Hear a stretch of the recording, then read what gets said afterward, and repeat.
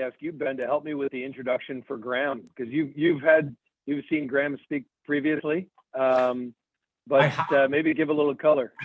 Well, there he is.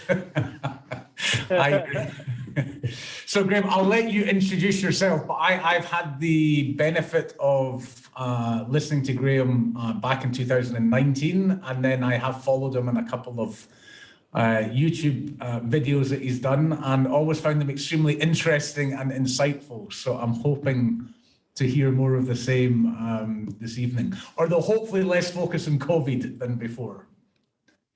Exactly. Graeme, over to you. So Graeme, you're on mute, I think. Yep. I did that deliberately just to prove that even a professional still gets this stuff wrong after that lovely introduction. Thanks, Ben. Thanks, Scott. And thank you, everybody, for taking some time out. I know it's a busy time of year. And thank you to the Prologis team, who said, last time I spoke with them, we were talking about future trends. That's what I do. I started life at KPMG and then worked in the IT sector, but for the last 2 decades, have been tracking trends and doing scenario planning, strategy work. And in 2019, we were looking ahead at the 2020s, getting excited about all the things that could happen, warning ourselves that disruption was coming. And then, of course, massive COVID disruption came, which wasn't quite what we were predicting, but was along the lines of what we were saying, that you're not going to be able to do business as usual. But today, the team has asked me to have a little bit of fun. We're going to call this the holiday edition, and using some of the work that I do to look at the future, we're going to lift that horizon just a little bit and try and look, depending on whatever holidays you are celebrating the season, whether it's Hanukkah or Kwanzaa or Christmas. Let's go to, if we can use Charles Dickens a bit, the ghost of Christmas future and see what Christmas in the future might look like. So if it's a little bit cryptic, what to shop for when you're 100 as a title, hopefully that'll all make sense in a few minutes' time. Please use the chat box if you have access to it. If you'd like to throw in a comment or ask me a question, I have access to the chat box. I can see it as we're working. You will also notice I'm standing in my slides. I'm not sharing them separately. So if I haven't gone full screen for you, somewhere down, probably here, there are 3 little dots if you roll over me. And if you just click on those dots, you can fit me to the frame or spotlight me. And in fact, if Ying and the team can just make sure that I am spotlighted, that'll be useful. I'm also going to get a little bit of interaction. I don't want you to just sit and listen to me talk. And I'm going to use a system called AHA Slides. Just want to get a little bit of interaction. We're going to have 1 or 2 interactive pieces, and I just want to check that this is working. So won't you just grab your phone, use your camera to point to the QR code. It should take you to this page. With that question. Also, I'll just put that link into the chat box if you have access to it. You can just go to any browser on your phone, on your computer, ahaslides.com/pro7December. There we go. And I see a whole lot of people coming in. Thank you very much. So keep it open. And when we get to the question time, your interaction will be appreciated. Just to show you what I can see on my side, there's the word cloud that we're creating. Obviously, there's a crowd in Amsterdam, but then as we expected, all around Europe. So hi, everybody, and it's great to have you all with us. Okay, keep that open. Let's dive in. So Ben, you asked me to do an introduction. I wish this was what I did for a living, because that's what people think when they hear futurist or futurism or futurologist, whatever words you'd like to use. I think better words would be scenario planner or just researcher. But this is kind of what I do. I try and anticipate the trends that are coming, but nobody can predict the trends. Instead, what I'm doing, and this is really the theme of our session together this evening, what I try and do is stretch people's strategic imaginations. We need to be able to imagine a world that's quite different from the world that we live in now. imagining different scenarios, good and bad scenarios, so that whatever does happen, we've got a little bit of readiness for it.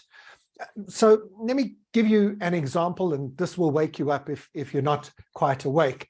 One of the ghosts of Christmas Future, one of the really bad predictions, and I promise you, Ben, please don't leave the room when I talk about this, because this is the worst thing I've got to say the whole evening, but it's going to be a shock and a horror for some people. I don't know if you know what those are. Those are cacao trees. That's where we get chocolate from. And cacao trees are in real trouble. Climate change is causing massive disruption to their natural ecosystem. There's a smaller window for growth in the seasons. The seeds are getting smaller. Also, these tend to be grown in poorer countries, and it's a lot better for them as farmers to do subsistence farming and subsistence crops rather than cacao. And anyway, there's all sorts of reasons why we might be heading to a world that doesn't have any chocolate in it, or at least any chocolate from cacao. So obviously we can make artificial chocolate and things like that, but if you know chocolate, you know the difference. And there might be a Christmas in the future where there's no chocolate, and I hate to tell you this, there might also be no coffee and no wine. But now we're getting into disaster areas.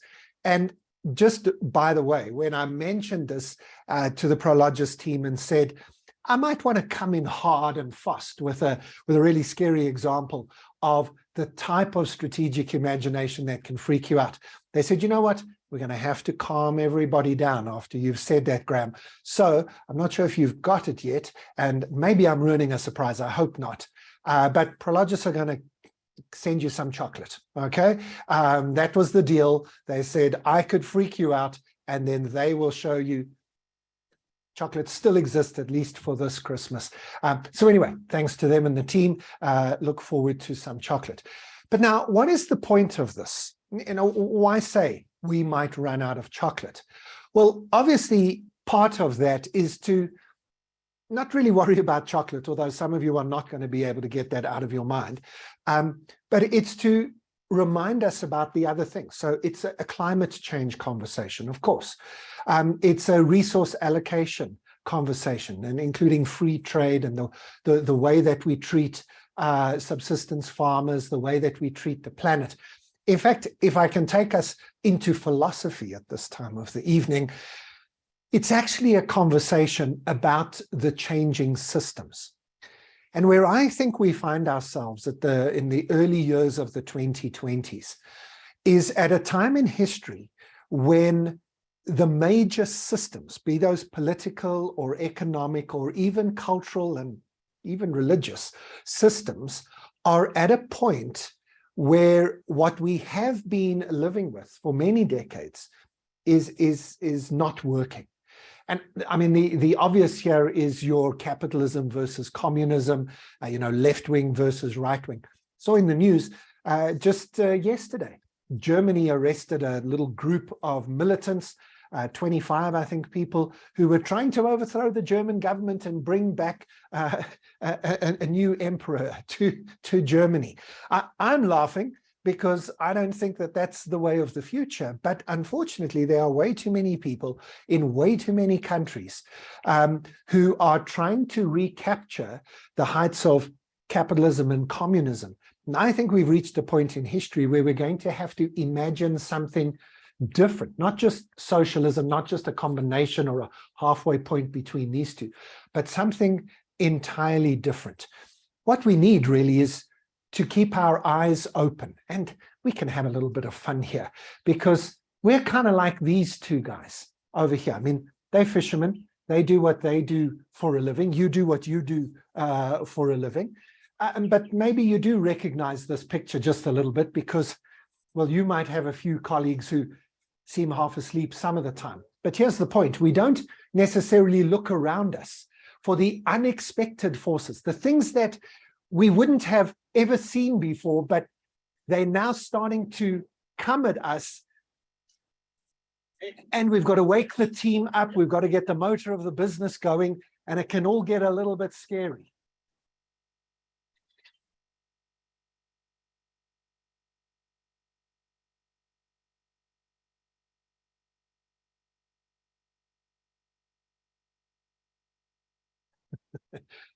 So this is what I mean by strategic imagination. Imagining, yes, of course, some things that could be fairly disastrous, other things which could be amazing. But the problem that we've got is that our experience, our expertise, our education, all the things that make us good at what we do, also put blinkers on us. They also stop us from having strategic imagination, stop us from imagining how the world could change. And that's why when a COVID situation hits us, most of us feel like we've been taken by surprise, even though there were quite a lot of people who were saying, this is a possibility, this could happen. Maybe for the visual learners, it's like putting blinkers on a racehorse. You put them on to help the racehorse focus. There's your lane, run in the lane, run as fast as you can. And so your expertise, your experience, your education, all help you to do your job, but they also stop you from being distracted by disruption and other forces until they are right in front of your face, and maybe then it's too late. Let me prove this to you with another jump into the future. In fact, this one's not really the future, because one of the biggest forces changing the shape of the world at the moment is the fact that we are all living longer than we thought we would. Longevity is one of the big themes in the world, as older people are living longer, and we should all adjust our view of our life expectancy. Obviously, I can't see all of you, and I don't know how old you are, but assuming you're in your 30s, 40s, 50s, as you sit here, you are going to live longer than you thought you would. Right now, your actuary, who's managing your retirement, is probably working their calculations on about 80 years of lifespan. That's for middle-class people, that's the global average at the moment. But I actually think that many of us, possibly I would suggest as many as half of us on this call, are likely to see our 100th birthdays. And the younger you are, the longer you should plan to live. Take, for example, Amy. Amy was born in 1999. And like most of the people born in the 1990s, Amy is going to die sometime in the 2100s. Think about that. More than half of all of the people born in the 1990s are going to live in 3 centuries. They will die sometime in their hundreds, 110s, 120s. And they have to plan for that. Really, this is not hyperbole. This is going to happen. As it happens, Amy is my daughter. I have 3 daughters, and Amy is my oldest. And she's 23 years old now. And we've been talking her whole life about planning to live to 125. That's the number we've been looking at. And that, of course, impacts all sorts of decisions. What subjects you study at school, what university degree you do, how you make decisions about your life and savings and so on. Anyway, a few months ago, about 3 months ago, Amy came to my wife and I, and she said, "Mom, Dad, I think Matthew's her boyfriend, I think Matthew is the one. Matthew and I want to get married." We were very excited. Of course, fantastic news. Matthew's a wonderful guy.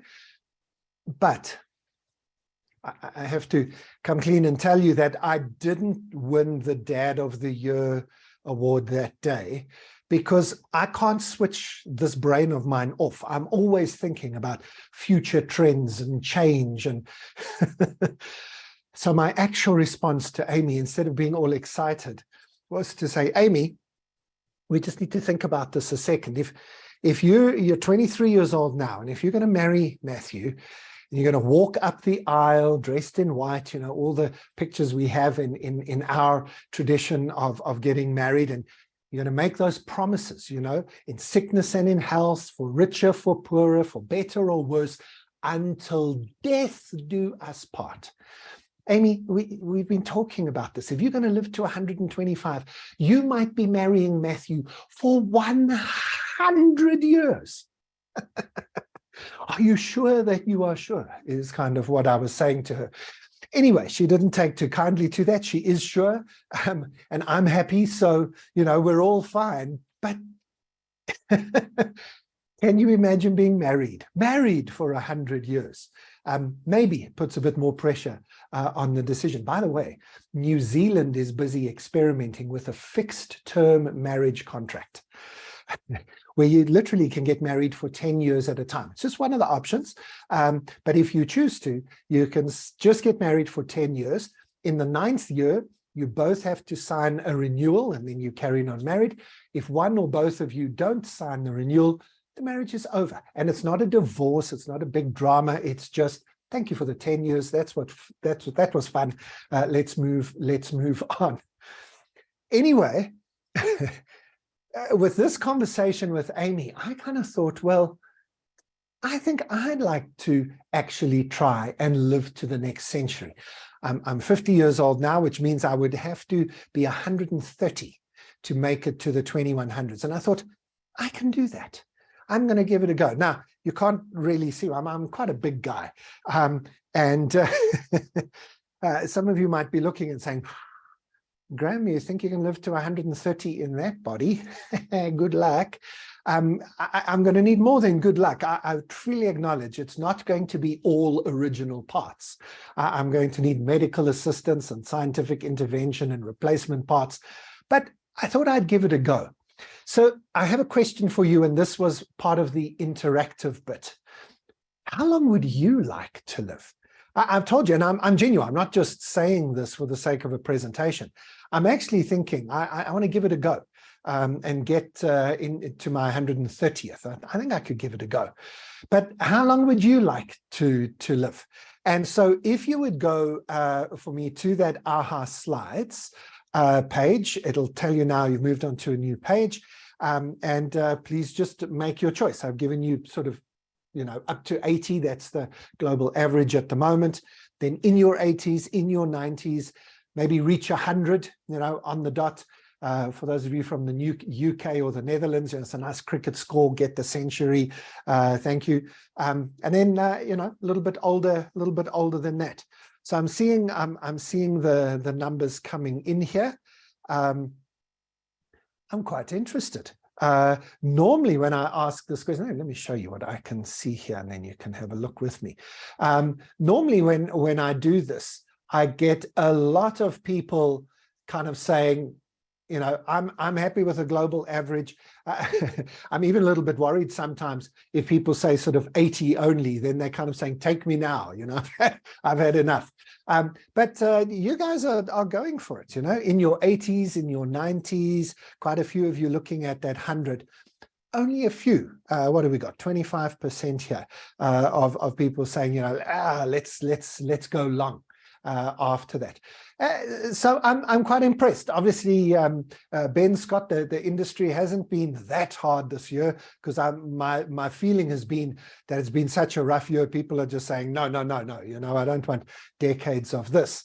And part of this is a bit of a trick. Remember, I started by saying I want to prove to you that we have these blinkers on. And maybe some of you were ahead of me in this example, because I used this picture, and all due respect to these ladies here having their 100th birthday. I don't know who they are. I did a Google image search for 100th birthday, and this came up. They might be loving their lives. They might be really enjoying themselves, but it doesn't look like it. And our brain says, I don't want to do that. I really don't want to do that. What happens if I showed you this picture? This is one of my favorite pictures in this presentation of this woman who stopped smoking in her 30s for health reasons, and then on her 100th birthday said, stuff that, I'm smoking again. I love it. Or what happens if I said to you, this is what 100 looks like? You see, even though you know that I'm giving future predictions, even though I have said 10 times already, and I'm probably going to say 10 more times, we need to stretch our strategic imagination. We're still very much focused on what we know. And our brains are very good at making decisions based on what we've experienced, what we know, what our expertise has seen, and not that good at imagining that, you know what, 30, 40, 50 years from now, think about how long that is in terms of scientific advancement, medical advances. There's absolutely no doubt that you would be able to be younger longer. So if I reframed the question and I said to you, if you could be younger longer, if this is what 100 looks like, if you had the health, the money, the resources to live longer, would you do it? I'm sure all of you would say, yes, I'm happy to live longer if I can imagine a better life than today's old people have. And that's really the core message of this. We're going to have a little bit of fun. We're not going to be too serious, but you know what? There are business implications. I mean, you can think about this immediately. So just to give you a simple example, I do a lot of work with companies that run call centers. And when we think about call center staff, they're normally young people in call centers, and there's a massively high staff turnover. And I think I know why. It's not just because the millennials don't have any loyalty. It's because a call center operative sits on the phone all day, helping other people to solve their problems. And in between the calls, they have coffee with their friends. And I can tell you, as the father of 3 daughters in this age group, that's not their skill set. They're very good at texting on their phone, fantastic, maybe recording voice messages, but their desire to speak on the phone, their desire to help other people solve their problem is zero. That's the reason they leave. It's not their loyalty. Who does that sound like? Doesn't sound like my daughters, it sounds like my mother. Not trying to be sexist here, I only have daughters, but no, it doesn't sound like my children's generation. It sounds like my parents' generation. And when we help call centers to bring older people in, because why shouldn't you get a call center job at age 65? It actually goes brilliantly. It really, really works well. So hopefully you're now understanding what I mean by stretching our strategic imagination, that we need to, on a regular basis, just put scenarios into the future, sometimes crazy ones, a little bit ridiculous, to stretch ourselves. And then we can use that to help us reverse engineer back to say, are there any implications or insights or ideas for the world today? So I'm going to give you a few more examples. And while I'm doing that, I'd like you to be thinking about implications. So maybe I've already said something which has sparked a thought for you. So although this is just meant to be a holiday year-end, sit back with a drink in your hand and just have a little bit of fun with me this evening, let's also maybe just get our brains working a little bit and just say, if anything I say sparks a thought for you, just capture it in AHA slides for us in the next few minutes. But now, let me apply some strategic imagination in a few interesting areas. Let me take you first to one I've already talked about, which is the fact that if I'm going to live to 130, I'm going to need a slightly different medical system. And I think that we might, if we jump to a December I don't think this is that far in the future. I think where I'm going is about 10 years from now. But if we take all of the things that you are all very familiar with, the Internet of Things, where everything in the world is instrumented, interconnected, and that then creates intelligence. And we link that all to the smart devices that many of us wear a lot of the time. It's gathering data about our bodily functions, and the latest Fitbits and smartphones and Apple Watches and so on all gather way more data than just your steps and your heart rate. It's body temperature and sleep and hydration and all sorts of things. So we're just gathering data. and the more data we can get, and by the way, GDPR doesn't get in the way here. GDPR doesn't say you may not gather data. GDPR simply says you may only gather the data that people give you express permission to gather, and you must stop gathering the data if they tell you to, and if they ask you how you are using their data, you must be able to show them. So GDPR doesn't stop us here. People might say, I'm not going to give you my data from a privacy perspective until you demonstrate value. And when you demonstrate value, if you say to people, here's the value I'm giving you in exchange for your data, people will give you all the data in the world. And if you're gathering their health data, we already have IBM Watson, the 9th most powerful computer in the world, is now entirely focused on gathering as many people's medical data as possible, including all of their genetic studies, medical histories, and is literally reading medical textbooks using AI technology to analyze people's medical history and see if they can come up with healthcare solutions. And so what we're really talking about is that sometime in a Christmas or a Hanukkah in the future, we will be living in a world where we have preventative and autonomous healthcare. All of that data is gathered, and AI systems are trying to keep you healthy. Now, when I say healthcare, we've got a problem because we don't have healthcare systems. And I know there's a few people from the UK here who are very proud, rightly so, of the NHS. But even the NHS is not a healthcare system, it's a sick care system. You only get into the system when you are already sick. What we are looking for is a system where if I get a text message from my doctor today, the message will say, Graeme, we've got your test results. Please contact me as soon as possible. I need to give you some information about those results. That's a sick care system. I went to the doctor because I'm sick, and now I'm getting information that will help me get better. Wouldn't it be better if I could get a message from my doctor saying, dear Graeme, you are going to get sick by Saturday unless you do the following things? And how would the doctor have done that? The doctor would have gathered all of the data that I would make available to the healthcare system, and that would be able to anticipate and predict, hopefully, when I might get sick and what I need to do. In other words, let me put a few words up here. We want a system that's proactive, predictive, preventative, personalized. Now, you can see I'm a bit of a consultant because the last word probably needed to be compulsory, because the more people that are in the system, anonymized data, but the more people in the system, the more powerful the system is. But anyway, I had 4 Ps already, so there's another one, participatory. But imagine we could do a healthcare system that was this. Now, those of you who are the financial people, I know there's a few finance people here, you might be thinking, but hang on, how does the doctor get paid? Because at the moment, you only pay the doctor when you are sick, and you pay the doctor until you are better, even if the first set of pills doesn't work. Well, China, one of the provinces in China is busy experimenting with exactly this question.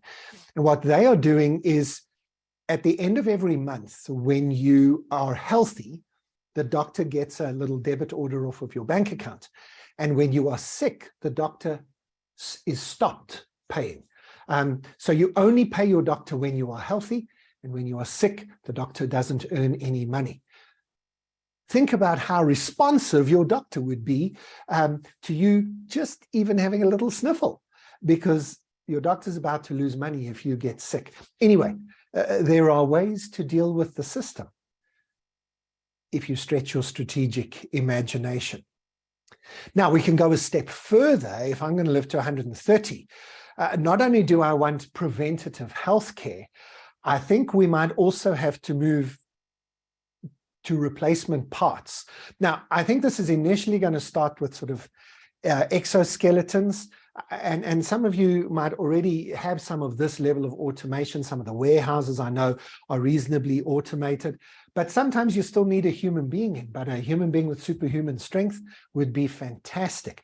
From a medical perspective, of course, these exoskeletons can really help with people who had body injuries, and for older people, helping somebody to stand up straight is actually one of the most significant medical things you can do for them, because it's actually the crunching over of your body that messes with your internal organs.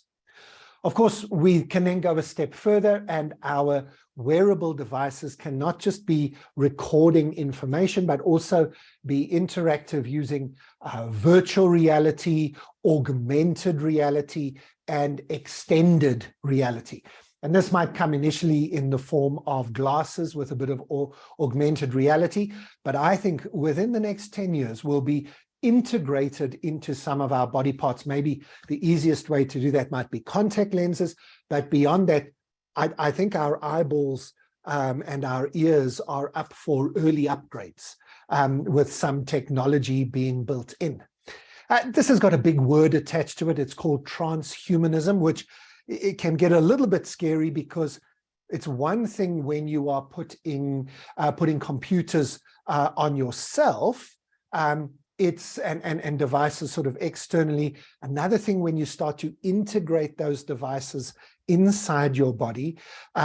It's another thing altogether, by the way, when you start taking your body and start putting it into a machine. And that's the ultimate that's a couple of 100 years away, maybe, of us maybe uploading our consciousness into a machine. And then living on in machine form. And, you know, there's all sorts of things here. Cloning, for example, comes into this, all sorts of things that can happen. What are you doing? Sorry, I'm working here, please. You're working. You're here all alone? I'm not alone. I'm with a whole lot of people over there. Yeah. Oh, wow. Geez, there are a lot of people. I know. So can you just go? Apologies for the interruption. I just brought you something to drink. Okay, can you just put it down there, please? Thank you. Thanks. Okay. Sorry for the interruption. Sorry, everybody. Get out. Go. Yeah. Sorry about that. Busy experimenting over here with cloning. I'm not sure we've got it right. We can have a little bit of fun, can't we? Maybe a simple way to put this is, instead of thinking about AI and being a little bit nervous about what AI can do, maybe we should be thinking more about IA. And what I mean by that is, instead of artificial intelligence, we should be thinking about intelligent assistance. And yes, a few decades from now, it might be integrating completely with the machines, but in the next little while, it will be about finding ways, like chatbots and things are a simple way in, but there's all sorts of ways of integrating with the machines in a way that provides intelligent assistance to the humans. Don't forget, thank you for those who are putting things in. How might these things impact your industry? Am I sparking any thoughts for you? I hope I am, even though, as I say, our goal this evening is to just have a little bit of fun. So, last point, we'll have a few moments for Q&A, and then we're done with this holiday special. So the last strategic imagination that needs a bit of stretching, I think maybe is a little closer to home, but I think it's one of the things that not enough companies are thinking about.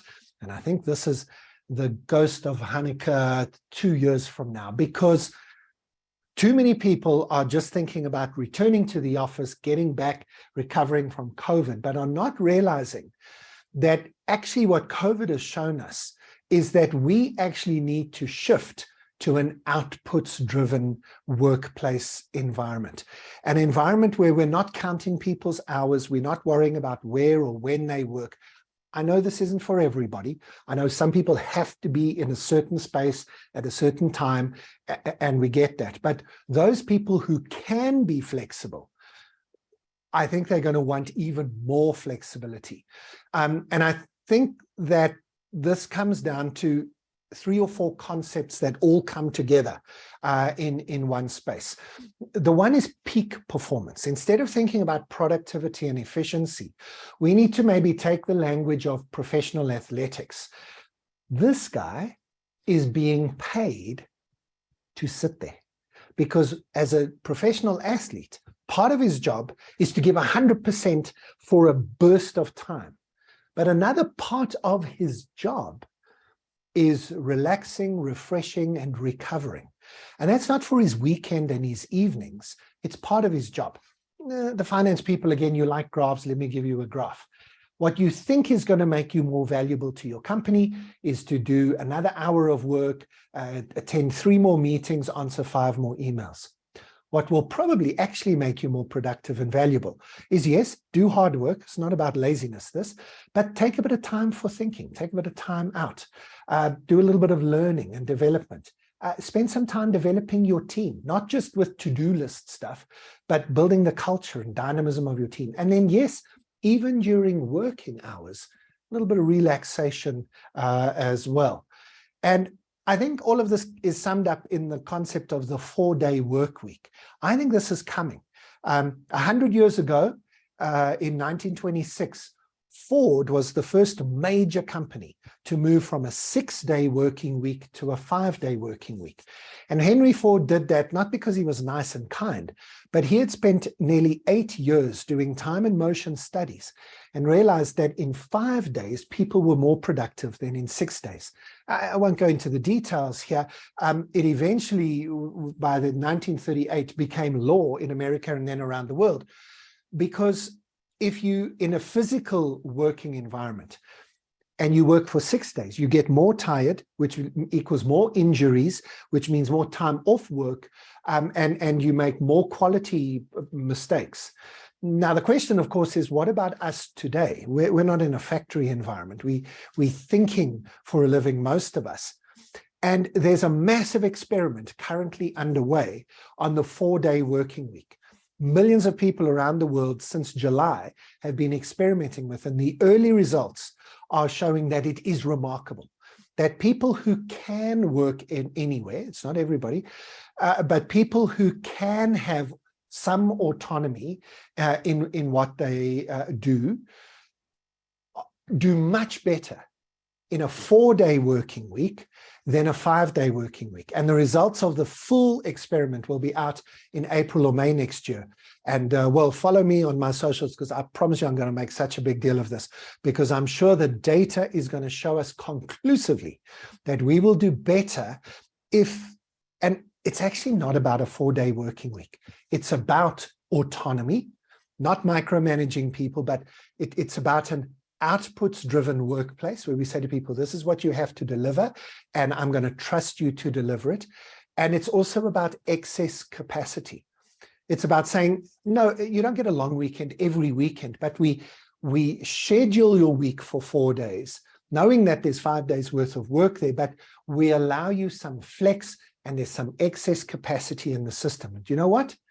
Innovation, resilience, agility. Some of you have probably got those words on posters in your office. You will never get those things. You will never get innovation, resilience, or agility unless you have some excess capacity. Those are all factors of, I'm going to say a bigger word, free time. And you're just fooling yourself. If everybody's working 100% and giving you all of their best all of the time, you'll never get this stuff. That's actually what the 4-day working week is about. So that one's a little bit closer to home, as I say, not necessarily the ghost of Kwanzaa future, but maybe the ghost of Christmas present.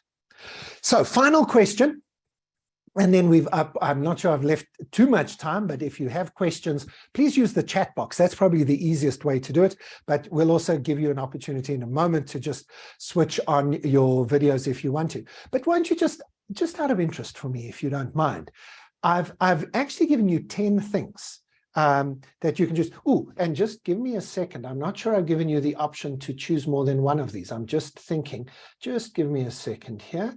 Allow picking more than one option. There we go. Sorry, that was, now you can go back and you can pick some more. Sorry, I suddenly realized I'd maybe just set that up so you could only choose one of them, because maybe a few of the things that I have mentioned have intrigued you, and it's not just the top one that you want to choose.